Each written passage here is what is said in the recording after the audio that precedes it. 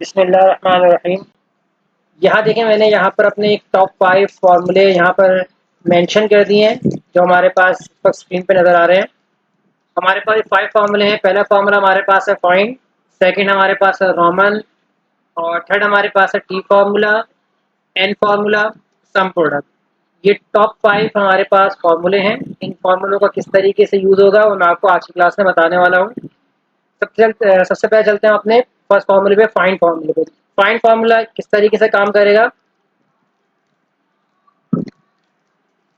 यहाँ पर देखिए मैंने एक टेबल बनाया हुआ है जिसमें नेम, वर्ड, अप्लाई, यानी कि मैंने यहाँ पर नेम के एक कॉलम बना दिया है और यहाँ पर मैं कोई भी वर्ड लिख लेता हूँ। जैसे यहाँ मैं लिख लेता हूँ आई और यहाँ लिख लेता हूँ ए, नीचे लिख लेता हूँ एच, यहाँ पर लिख लेता हूँ एम और यहाँ लिख लेता हूँ टी। अब ये मैंने अल्फाबेट इसीलिए यहाँ लिखे हैं, मैंने अपने नेम में से ही वन अल्फाबेट सेलेक्ट करके लिख लिया। जैसे यहाँ पर आई आ रहा था, यहाँ आई लिख लिया, यहाँ पर ए आ रहा है ए लिख लिया, यहाँ पर एच आ रहा है एच लिख लिया, यहाँ एम आ रहा है एम लिख लिया, यहाँ पर टी आ रहा है इस नेम में तो मैंने टी लिख लिया। फाइंड का फॉर्मूला क्या करता है कि हमें फाइंड ये बताता है कि जो भी आपने वर्ड यहाँ सेलेक्ट किया है वो वर्ड यहाँ पर कौन से नंबर पे मौजूद है। तो इसके लिए यहाँ पर हम फॉर्मूला लगाएंगे फाइंड और ब्रैकेट ऑन करेंगे फाइंड टेक्स्ट, यानी कि आपने टेक्स्ट को सिलेक्ट करना है कौन सा जो आपने यहाँ पर लिखा हुआ है, आपने टेक्स्ट को सिलेक्ट करना है। कॉमा लगाएंगे, विद इन टेक्स्ट मीन्स यानी कि वो वाला टेक्स्ट यानी वो वाला सेल सेलेक्ट करें जिसमें ये टेक्स्ट मौजूद है। इसके बाद हम नेम वाले सेल को सिलेक्ट करेंगे और ब्रैकेट क्लोज करेंगे। इसके बाद हम इसको एंटर कर देंगे। तो देखिए यहाँ पर हमारे पास आंसर में 4 आ रहा है, क्योंकि देखिए आपका जो वर्ड आई है वो नंबर 4 पे है। आप काउंट कर सकते हैं 1 2 3 4, यानी आई वर्ड आपका 4 नंबर पे लिखा हुआ है। इस फॉर्मूले को हम ड्रैग कर लेंगे तो ये सब पे अप्लाई हो जाएगा। जिस तरह ए का आ रहा है 3, 1 2 3, यानी कि ए जो है वो 3rd नंबर पे है। एच देखें अगर आप 1 2 3 4 नंबर पे आ रहा है, एम 1 2 3 पे आ रहा है और टी 1 2 3 4 5। तो इस तरीके से फाइंड वैल्यू का इस्तेमाल हम कर सकते हैं कि आपके वर्ड को फाइंड करके बता सकते हैं। सेकंड हमारा फार्मूला है रोमन।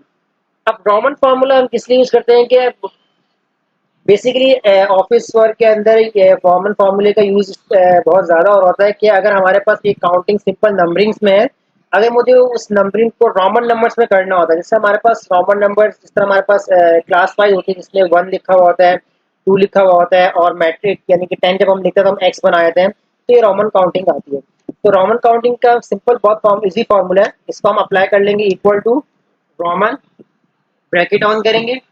अब आपने सिर्फ सेल को सिलेक्ट करना है और ब्रैकेट क्लोज करना है।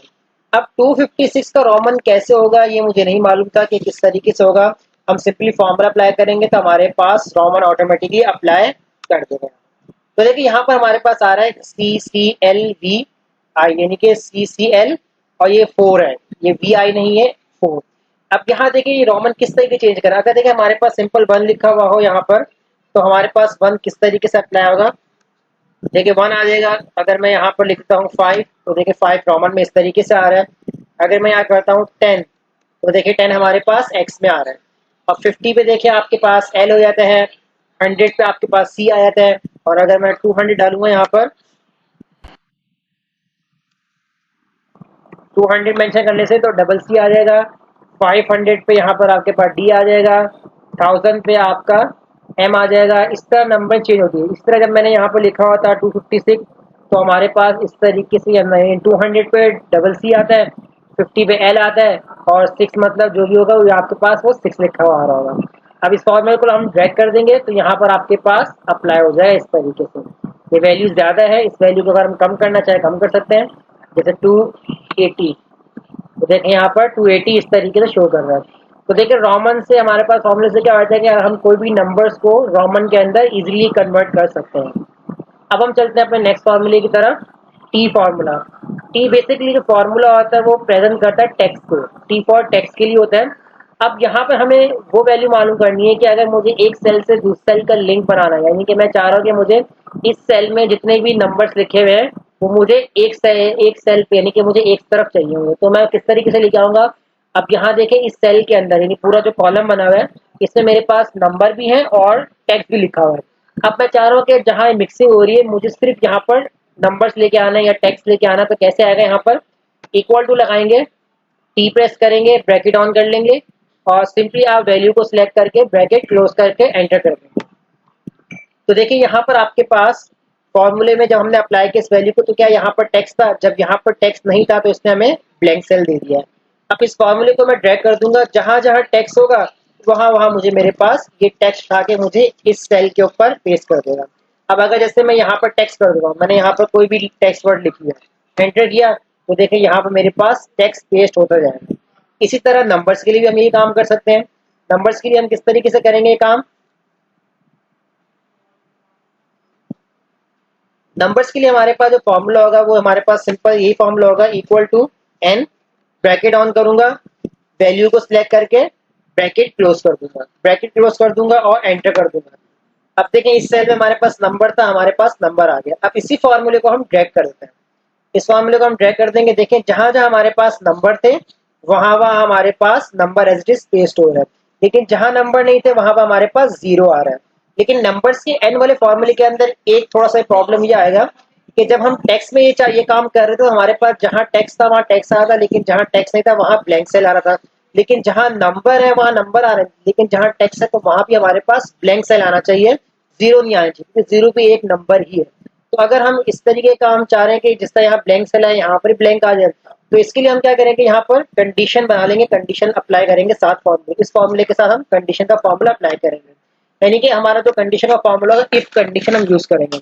इफ कंडीशन मैंने अपनी प्रीवियस क्लास के अंदर मैंने वो पूरी डिटेल हमारे पास लॉजिकल फॉर्मूले की मैंने पूरी क्लास रिकॉर्ड की है, जो मैंने हमारे चैनल पे है, साबिर शफीक के नाम से चैनल है। तो मैंने इस वीडियो का लिंक इस वीडियो के नीचे मैंने पेस्ट किया हुआ है, तो आप उस लिंक को क्लिक करके उस पूरी लॉजिकल फंक्शन को आप देखेंगे तो आपको इजीली लॉजिकल फंक्शंस आपको क्लियर समझ आ जाएंगे कि इफ कंडीशन को हम किस तरीके से यूज कर रहे होते हैं। तो यहाँ पर हम फॉर्मूला लगा लेंगे, equal to if, bracket on करेंगे, एंड प्रेस करेंगे, अगेन ब्रैकेट ऑन करेंगे। अब हम क्या करेंगे, वैल्यू को सिलेक्ट कर लेंगे और ब्रैकेट क्लोज कर देंगे। अब ब्रैकेट क्लोज कर दिया हमने, तो इसका मतलब एन का फॉर्मूला कंप्लीट हो गया, कॉमा लगा देंगे। अब मैं कह रहा हूँ कि इफ अगर नंबर है कहाँ पर, यहाँ पर, तो हमारे पास क्या आ जाए, नंबर आ जाए, कॉमा लगाएंगे। अगर नंबर नहीं है यहाँ पर हमारे पास, तो हमारे पास क्या प्रिंट हो जाए, डबल कोटेशन ओपन करेंगे और क्लोज कर देंगे। यानी कि डबल कोटेशन के अंदर हमने कुछ भी नहीं लिखा है, इसका मतलब हमारे पास ब्लैंक ही रहे, और लास्ट में हम ब्रैकेट क्लोज कर देंगे। ये हमारा इफ का ब्रैकेट क्लोज हो गया। सिंपल फॉर्मूला है, बहुत इजी फॉर्मूला है। अब एंटर करेंगे हम, देखें 256 नंबर आ रहा है। अब इसी फॉर्मूले को हम ड्रैग कर देंगे। अब देखिए वही हमारे पास कंडीशन बन रही है जो हमने टेक्स्ट वाली अप्लाई की थी, वही कंडीशन हमारे पास नंबर में भी आ रही है कि जहां जहां नंबर थे वहां नंबर आ रहे हैं, जहां टेक्स्ट था वहां पर भी हमारे पास अब ब्लैंक सेल आ रहा है। अब चलते हैं अपने लास्ट फॉर्मूले की तरफ। लास्ट फार्मूला हमारे पास है सम प्रोडक्ट का, सम प्रोडक्ट का फॉर्मूला। अब सम प्रोडक्ट का फॉर्मूला बेसिकली हम किस लिए यूज करते हैं, इन सम प्रोडक्ट बेसिकली हमारे पास टाइम ऑफ, जो हमारे टाइम को बचाने के लिए होता है कि अगर हम अपनी सेलिंग के अंदर इन शॉर्टली अगर वो काम कुछ सेकंड में करना चाहते हैं तो हम सम प्रोडक्ट का इस्तेमाल करते हैं। वो कैसे होता है कि जैसे मैं आपको पहले जो अपनी शीट को कंप्लीट करते हैं हम डिटेल में, यानी कि किस तरीके से डिटेल में कंप्लीट, हम उसी टोटल अमाउंट को हम सम प्रोडक्ट से यूज करेंगे। जैसे मैं चाह रहा हूँ कि जैसे मेरे पास जो एक प्रोडक्ट है उसकी 2015 में इतनी सेलिंग हुई है, 2016 में इतनी सेलिंग हुई है, अब इनका टोटल कितना आ रहा है। जैसे लेट्स सपोज मैंने क्या किया, दिस प्रोडक्ट को मल्टीप्लाई करवा देंगे इससे, तो मेरे पास लेट्स सपोज के अमाउंट आ गया कि मेरे पास दोनों सालों की जो सेलिंग है वो इतनी आ रही है। अब मैं इसे ड्रैग कर दूंगा।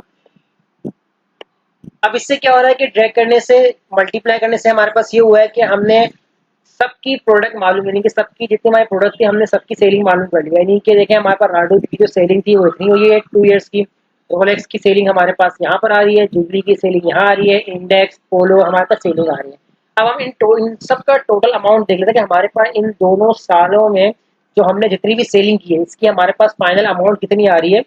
तो इसके लिए हम यहाँ फॉर्मूला लगा लेंगे, सम, ब्रैकेट ऑन करेंगे और ब्रैकेट क्लोज कर देंगे, एंटर कर देंगे।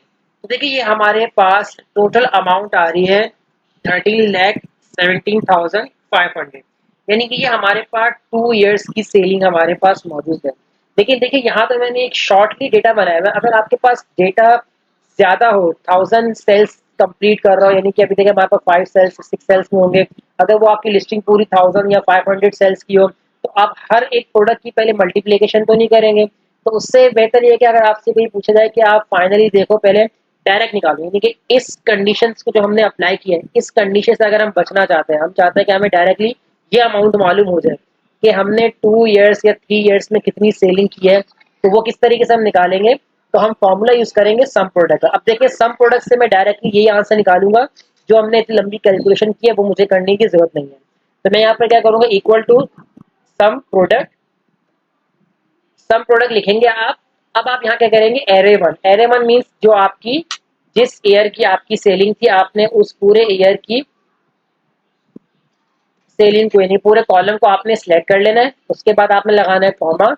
उसके बाद सेकेंड ईयर वाले आपने कॉलम को आपने पूरे सिलेक्ट करना है। इस तरीके से आपने फर्स्ट ईयर के आपने कॉलम को सिलेक्ट करना है, उसके बाद सेकंड वाले ईयर को आपने कॉलम को सिलेक्ट करना है, ब्रैकेट क्लोज करना है और एंटर कर देना। तो देखिए यहाँ पर आपके पास दोनों अमाउंट सेम आ रहे हैं। सम प्रोडक्ट ने हमारे पास डायरेक्टली आंसर दे दिया है, और जो हमने सिंपल तरीके से किया था उसमें हमें सारा प्रोसेस अप्लाई करना पड़ता है। तो ये थे हमारे आज के टॉप 5 फार्मूला के। इन तमाम फार्मूलों का यूज हम किस तरीके से और कहाँ कहाँ कर सकते हैं। शुक्रिया।